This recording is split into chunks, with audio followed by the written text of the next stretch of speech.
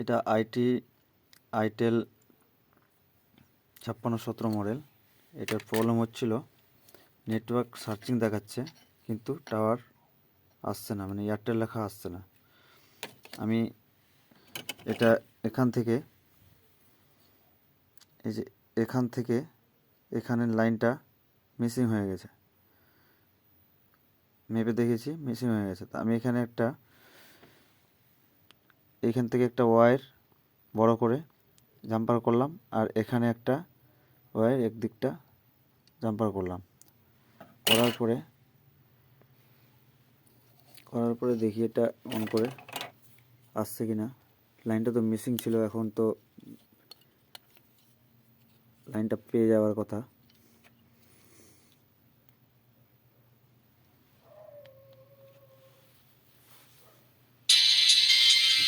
Jumper wire এই যে আছে লাগানো।